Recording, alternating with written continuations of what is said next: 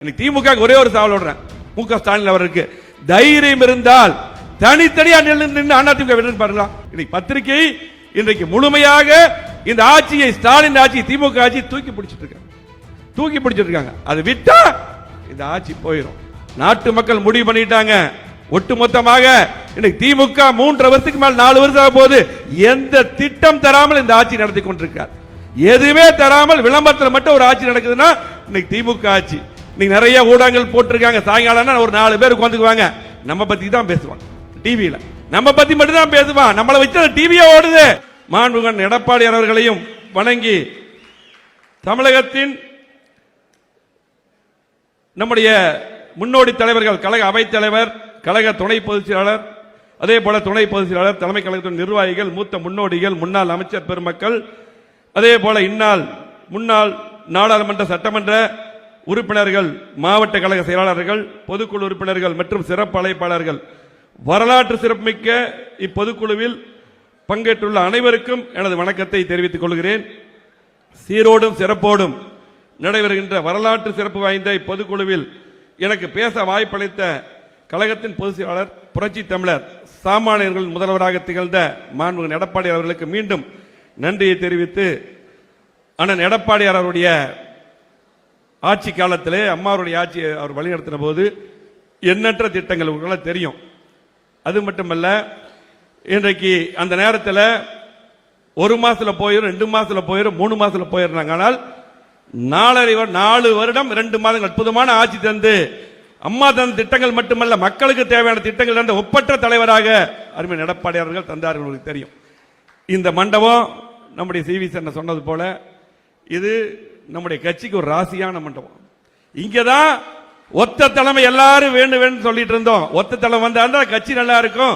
புரட்சி தலைவர் எம்ஜிஆர், அம்மா போல ஒத்த தலைமையாக அற்புதமான தலைவராக எடப்பாடி அவர்கள் இதே இடத்துல தான் நம்ம கொண்டு வந்தோம். இன்னைக்கு பத்திரிகைகளை என்ன வேணாலும் எழுதிட்டு இருப்பாங்க. பத்திரிகைகளுக்கு என்னன்னா, எப்பவுமே அதிமுக ஒரு வெற்றி வாய்ப்பு இழந்தால் அதுக்கப்புறம் பிரம்மாண்டமான வெற்றி பெறும். அது சரித்திரம், அது எல்லாத்துக்கும் தெரியும். ஆனா எடப்பாடி அவர்கள் 4 வருடம் 2 மாத காலத்தில் எத்தனை திட்டங்களை கொண்டு வந்தார் சொல்லிட்டே போலாம், அடுக்கிட்டே போலாம். அத்தனை திட்டங்கள் தந்தது எடப்பாடி அவர்கள். 7.5%, இன்னும் 11 மருத்துவக் கல்லூரி, ஒவ்வொரு மாவட்டத்துக்கும் என்னென்ன திட்டங்கள் தேவையோ எங்க மாவட்டத்துக்கு நடத்திக்கிடுவாங்க. இதெல்லாம் 70 ஆண்டுகால பிரச்சனை. ஆனமலையார் நல்லார் திட்டத்துக்கு குழு அமைத்தது. இதெல்லாம் யாருமே கொண்டு வர முடியாத திட்டங்களை பூரா கொண்டு வந்தார் எல்லா மாவட்டத்துக்கும். இன்னைக்கு முதலமைச்சர் மு.க. ஸ்டாலின் அவர்கள் திறந்து வைக்கக்கூடிய அத்தனை திட்டங்களும் எடப்பாடியார் அவர்கள் நிதி ஒதுக்கி கொண்டு வந்த திட்டங்கள் தான். யாரும் மறுக்க முடியாது. அற்புதமான முதல்வராக இருந்தான் எடப்பாடியார். பொறுத்தளவுக்கு உங்களுக்கு எல்லாம் தெரியும். ஒரு கிளை செயலராக இருந்து பொதுச் செயலராக இருக்கார். ஒரு கிராமத்தில் பிறந்து ஒரு விவசாயியாக இருந்து ஒரு கிளை செயலர் முதலமைச்சரானவர். ஆகவே எல்லாமே அவருக்கு தெரியும். எந்த மாதிரி இன்னைக்கு பாத்தீங்கன்னா ஊடகங்களும் பத்திரிகைகளும் இன்னைக்கு நம்மை மாறி மாறி சிவி சென்ன தெளிவாக பார்த்து, இன்னைக்கு பத்திரிகை இன்றைக்கு முழுமையாக இந்த ஆட்சியை, ஸ்டாலின் ஆட்சி, திமுக ஆட்சி தூக்கி பிடிச்சிட்டு இருக்காங்க. அது விட்டா இந்த ஆட்சி போயிடும். ஆனால் நாட்டு மக்கள் முடிவு பண்ணிட்டாங்க. ஒட்டுமொத்தமாக இன்னைக்கு திமுக 3 வருஷத்துக்கு மேல் 4 வருஷம் ஆக போது எந்த திட்டம் தராமல் இந்த ஆட்சி நடத்தி கொண்டிருக்கார். எதுவுமே தராமல் விளம்பரத்தில் மட்டும் ஒரு ஆட்சி நடக்குதுன்னா இன்னைக்கு திமுக ஆட்சி. இன்னைக்கு நம்முடைய தொண்டர்களை பொறுத்த அளவுக்கு யாரும் எதுக்கு கவலைப்பட வேண்டிய அவசியம் கிடையாது. நீங்க எல்லாம் உங்களுக்கு எல்லாம் தெரியும். நீங்க நிறைய ஊடகங்கள் போட்டிருக்காங்க. சாயங்காலம் ஒரு 4 பேர் உட்காந்துக்குவாங்க, நம்ம பத்தி தான் பேசுவாங்க. டிவியில நம்ம பத்தி மட்டும் தான் பேசுவான். நம்மளை வச்சு டிவியே ஓடுது. ஆனால் அதிமுக தொண்டர்கள் ஒரு முடிவு செய்துட்டா கண்டிப்பாக 2026 எடப்பாடி முதலமைச்சர் நிச்சயம், எந்த மாற்றுக்கு கிடையாது. இன்றைக்கு நாடாளுமன்ற தேர்தலை பொறுத்தளவுக்கு இன்னைக்கு பாத்தீங்கன்னா இன்னைக்கு கூட்டணி இன்னைக்கு 2 கட்சி தான், தேமுதிகவும் அதே புதிய தமிழகம். அதே போல பிரதமர் வேட்பாளர் சொல்ல இன்னைக்கு 21% மேல இன்னைக்கு ஓட்டு வாங்கியிருக்கிறோம் எடப்பாடியார் அவர் பிரச்சாரம் பண்ணி.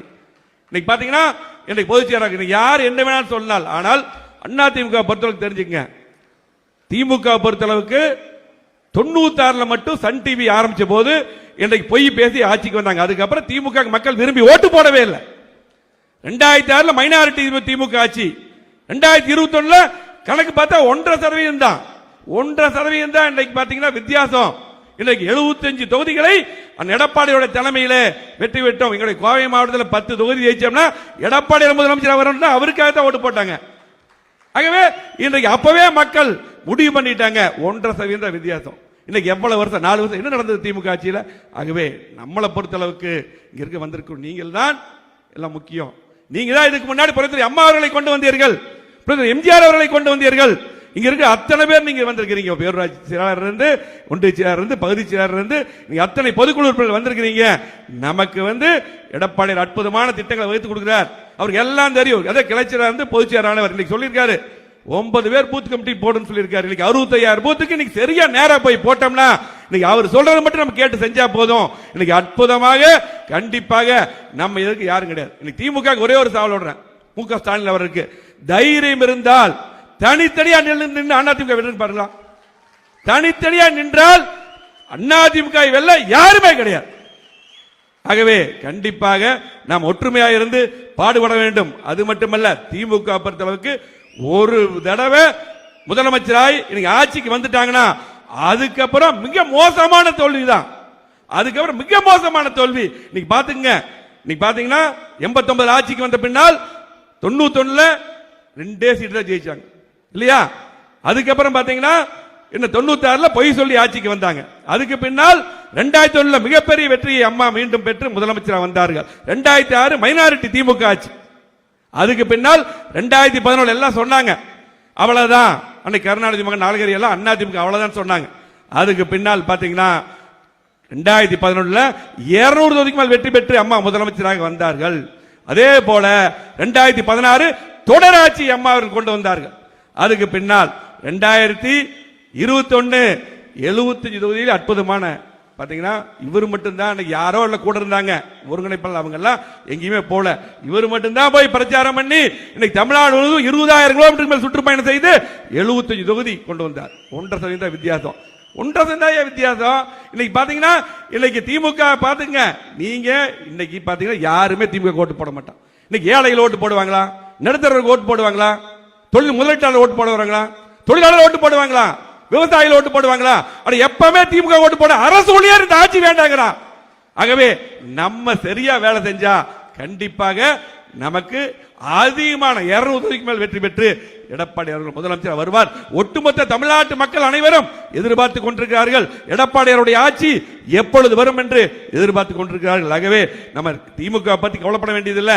நம்முடைய பணிகளை நாம் போய் சரியா செய்தாலே போதும். நம்முடைய இருக்கக்கூடிய 82 மாவட்ட செயலர் இருக்கீங்க, அதுக்கு இருக்கிற அத்தனை பொறுப்பாளரும் நம்முடைய பணிகளை செய்தால் கண்டிப்பாக நிச்சயமாக வெற்றி உறுதி என்று சொல்லி இந்த சிறப்பான இந்த பொதுக்குழு கூட்டத்துக்கு வந்திருக்கூடிய அத்தனை பேருக்கும் வாழ்த்துக்களையும் நன்றியும் சொல்லி மாண்புமிகு கழக பொதுச் செயலாளர் அவர்கள் இன்றைக்கு நமக்கு அற்புதமான வர்ற வழியெல்லாம் பாத்தீங்கன்னா பொதுக்குழு இவ்வளவுதான். பொதுக்குழு கிட்டத்தட்ட ஒரு 5,000 பேர் இருப்பாங்க. ஆனா வழியெல்லாம் பாத்தீங்கன்னா கிட்டத்தட்ட 1,00,000 பேர் வழியில் பூரா இன்னைக்கு அத்தனை பேர் ஒவ்வொரு ஊர்ல இருந்து வந்துட்டாங்க. ஒவ்வொரு ஊர்ல இருந்தும் இன்னைக்கு கிளம்பி வந்துட்டாங்க. ஆகவே கண்டிப்பாக அதிமுக ஆட்சி உறுதி என்று சொல்லி மக்கள் மனதில் என்றும் நிலைத்து நிற்கும் சாதனைகளை செய்துள்ளோம். நாம் செய்த அளவு வளர்ச்சி பணிகளும் நலத்திட்டங்களும் இதுவரையில் யாருமே செய்யல. எத்தனையும் எடப்பாடியாருடைய ஆட்சியில் செஞ்சது. திமுக ஆட்சியின் அவலங்களை சட்ட ஒழுங்கு, விலைவாசி உயர்வு, மின்கட்டண உயர்வு, சொத்து வரி உயர்வு என்று அத்தனை நம்ம வீடு வீட போய் எடுத்து சொல்லி ஒவ்வொரு திண்ணை பிரச்சாரம் செய்தாலே போதும். ஏன்னா நமக்கு பாத்தீங்கன்னா இன்னைக்கு அத்தனை ஊடகங்களும் நமக்கு எதிர்ப்பு, இன்னைக்கு பத்திரிகையாளர் எதிர்ப்பு, வீடு வீடா போய் திண்ணை பிரச்சாரம் நமக்கு முக்கியம் என்று சொல்லி தமிழகத்தில் மக்களாட்சி மலரவும், எம்ஜிஆரின் ஆட்சி, அம்மாவின் ஆட்சி, ஏழைகளின் ஆட்சி, 8 திக்கும் புகழ் பெருப்பும் அந்த எடப்பாடியுடைய ஆட்சி மலரும். அதுவே நமது உயிர் மூச்சு. அயராது உழைப்போம் என கூறி நன்றி கூறி விடைகிறேன். நன்றி, வணக்கம்.